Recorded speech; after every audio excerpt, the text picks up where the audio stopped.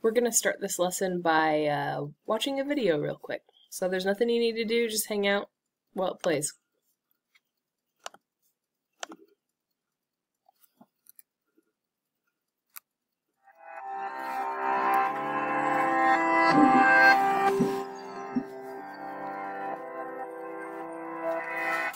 Try to measure a circle. The diameter and radius are easy. They're just straight lines you can measure with a ruler. But to get the circumference, you'd need measuring tape or a piece of string, unless there was a better way. Now, it's obvious that a circle's circumference would get smaller or larger along with its diameter, but the relationship goes further than that. In fact, the ratio between the two, the circumference divided by the diameter, will always be the same number, no matter how big or small the circle gets. Historians aren't sure when or how this number was first discovered, but it's been known in some form for almost 4,000 years. Estimates of it appear in the works of ancient Greek, Babylonian, Chinese, and Indian mathematicians, and it's even believed to have been used in building the Egyptian pyramids. Mathematicians estimated it by inscribing polygons in circles, and by the year 1400, it had been calculated to as far as 10 decimal places. So when did they finally figure out the exact value instead of just estimating? Actually, never. You see, the ratio of a circle's circumference to its diameter is what's known as an irrational number, one that can never be expressed as a ratio of two whole numbers. You can come close, but no matter how precise the fraction is, it will always be just a tiny bit off.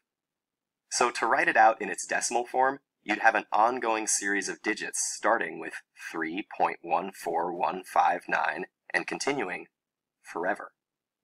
That's why, instead of trying to write out an infinite number of digits every time, we just refer to it using the Greek letter pi. Nowadays, we test the speed of computers by having them calculate pi, and quantum computers have been able to calculate it up to 2 quadrillion digits.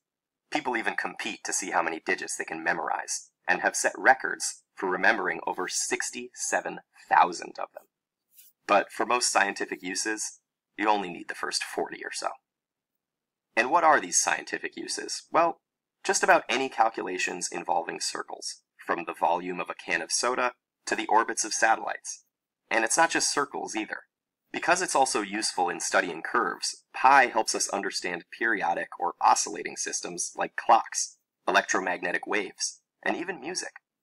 In statistics, pi is used in the equation to calculate the area under a normal distribution curve, which comes in handy for figuring out distributions of standardized test scores, financial models, or margins of error in scientific results.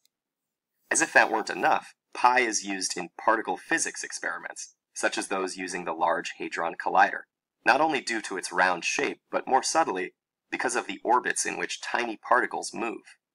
Scientists have even used pi to prove the elusive notion that light functions as both a particle and an electromagnetic wave, and perhaps most impressively, to calculate the density of our entire universe, which, by the way, still has infinitely less stuff in it than the total number of digits in pi.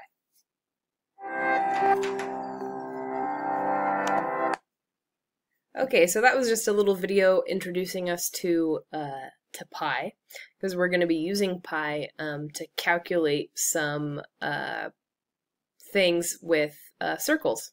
So we would have had this little activity that we would do together in class, but we're going to skip this since we're talking to each other through a video, and let's just get some formulas here. So first, the diameter of a circle is 2 times the radius, or r is the radius, which makes sense. And the radius starts at the center and goes to a point on the circle. The diameter goes through the center to 2 points on a circle, so the diameter is 2 times the radius. Or if we were given the diameter and to get the radius, we'd have to multiply, we'd have to take half of the diameter to get the radius. Next, we have the formula for circumference of a circle. So we had that whenever we take the circumference, or the length all the way around a circle, and divide that by the diameter, we always get pi. So basically, if we want to, if we solve this for diameter, we just have to multiply both sides by diameter times diameter, and we get circumference equals pi times diameter. But this equation is set up circumference equals 2 times pi times something.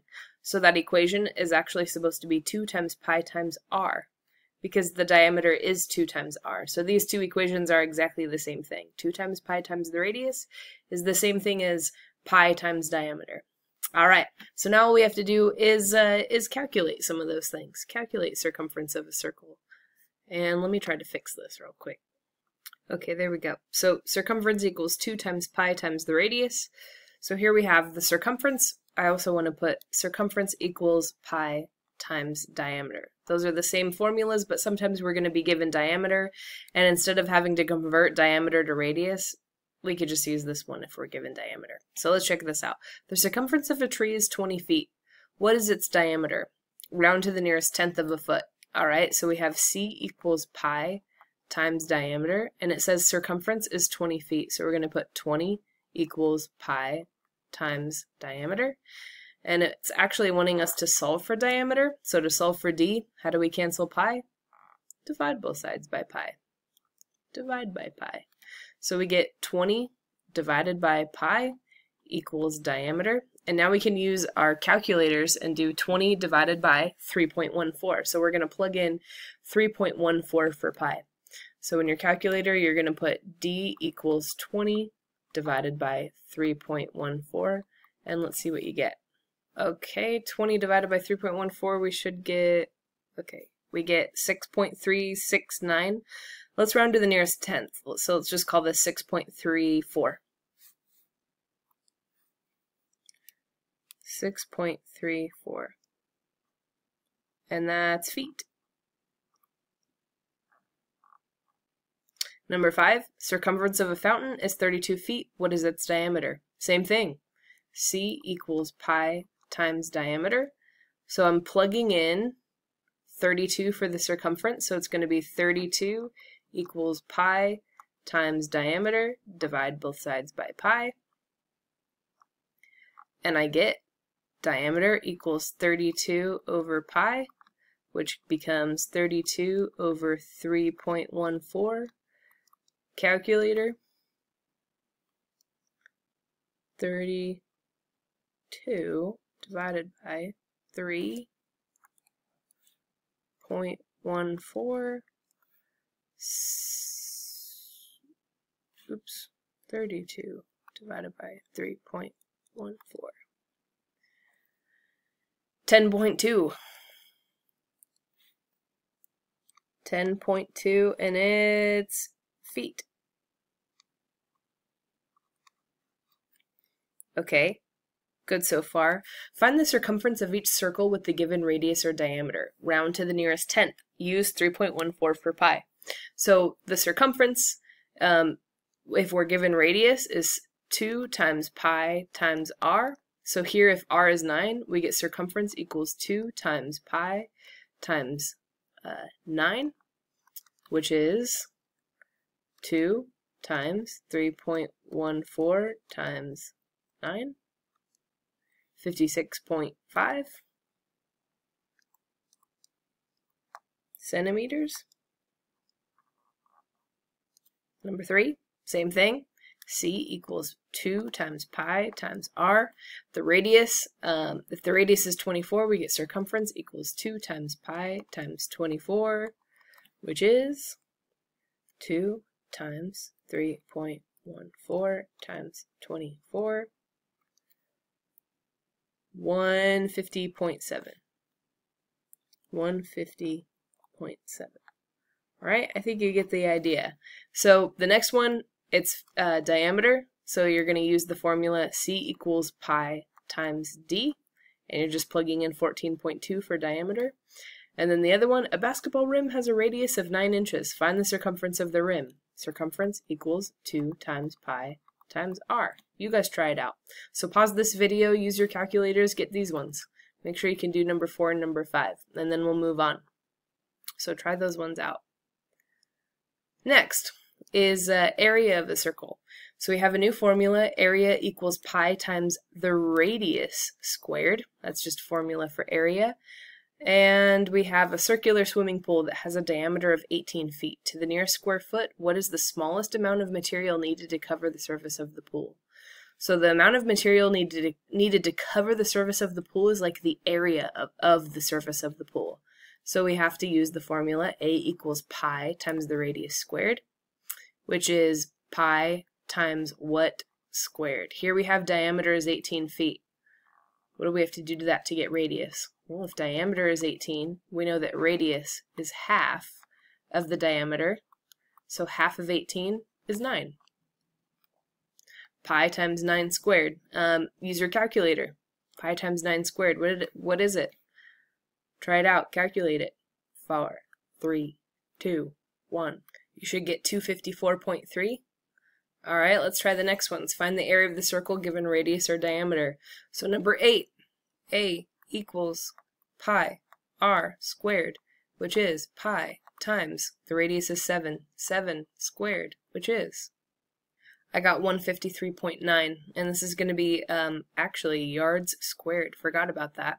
So this one is feet. We have to put feet squared. Anytime we do something for area, we have to put the measurement squared, the units squared. Okay, number 9. If the diameter is 5, what is the area? So area equals pi times r squared. If the diameter is 5, then to find r, we have to take half of the diameter. Half of 5, that should give us 2.5, so we get pi times 2.5 squared. Calculator. So we get 19.6 meters squared. Number 10 and number 11 are exactly the same thing. So if the diameter is 16, that means the radius is half of 16, which is 8, and that's what you plug into the formula. Same thing for 11. Diameter is 10 inches. If the diameter is 10, that means that the radius is half of 10, which is 5, and that's what you use to plug in. So I'm going to skip that step. I want you to finish it. So area equals pi times 8 squared for this one. Area equals pi times 5 squared for this one. Easy, right? Just following the formula. No big deal. Okay, next lesson. I'm going to put this in the next video.